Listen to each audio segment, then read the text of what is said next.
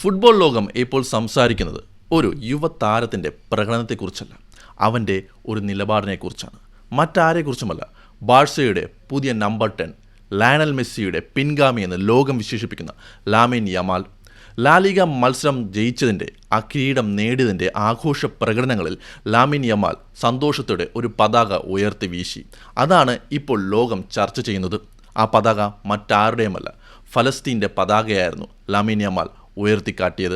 കഴിഞ്ഞ ഞായറാഴ്ച ക്യാമ്പ് നൗവിൽ നടന്ന ആവേശകരമായ എൽ ക്ലാസിക്കോയിൽ ചിരവൈരികളായ റയൽ മാഡ്രിഡിനെ എതിരില്ലാത്ത 2 ഗോളുകൾക്ക് തകർത്താണ് ബാഴ്സലോണ തങ്ങളുടെ 29ാം ലാലിഗ കിരീടം സ്വന്തമാക്കിയത്. മാർക്കസ് റാഷ്ഫോർഡും ഫെറാൻ ടോറസും ബാഴ്സയ്ക്കായി വലകുലുക്കി.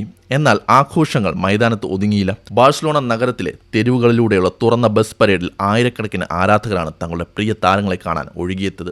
ഈ പരേഡിനിടയിലാണ് ലോകം ആ കാഴ്ച കണ്ടത്. 18 വയസ്സുകാരനായ ലാമിൻ യമാൽ തൻ്റെ കൈകളിൽ ഫലസ്തീൻ പതാകയേന്തി നിൽക്കുന്നു.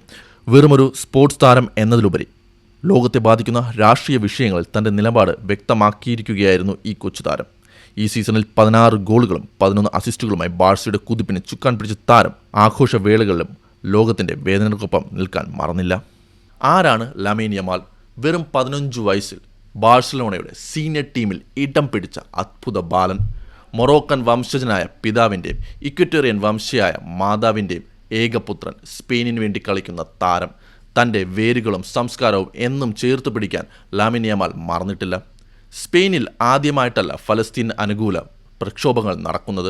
ഇതിനു മുൻപും ഫലസ്തീനെ അനുകൂലിച്ചുകൊണ്ട് സ്പെയിനിൻ്റെ തെരുവുകളിൽ പല തരത്തിലുള്ള പരിപാടികൾ നടന്നിട്ടുള്ളത് നമ്മൾ കണ്ടിട്ടുള്ളതാണ്.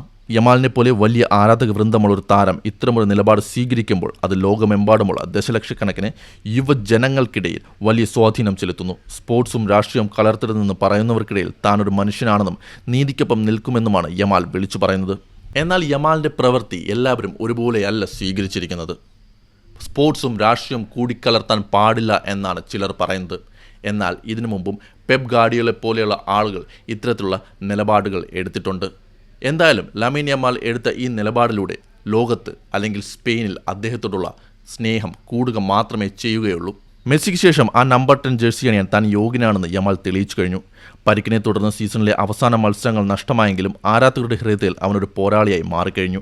വരാനിരിക്കുന്ന ലോകകപ്പിൽ സ്പെയിനിൻ്റെ തുറുപ്പ് ചീട്ടാവുമെന്ന് കരുതുന്ന യമാലിൻ്റെ ഈ ധീരമായ നീക്കം സ്പെയിൻ ദേശീയ ടീമിലും ചർച്ചയാകാൻ സാധ്യതയുണ്ട്. ഫുട്ബോൾ എന്നത് വെറുമൊരു 90 മിനിറ്റ് കളിയല്ല, അത് മനുഷ്യ വികാരത്തിൻ്റെയും അതിജീവനത്തിൻ്റെയും അടയാളപ്പെടുത്തലുകൾ കൂടിയാണ്. ലാമിൻ യമാൽ ഇവിടെ കാണിച്ചത് അടിച്ചമർത്തപ്പെടുന്ന ഒരു ജനതയ്ക്കുള്ള ഐക്യദാർഢ്യമാണ്. അത് എന്നും അദ്ദേഹത്തെ ഓർമ്മപ്പെടുത്താൻ കാരണമാവുകയും ചെയ്യും.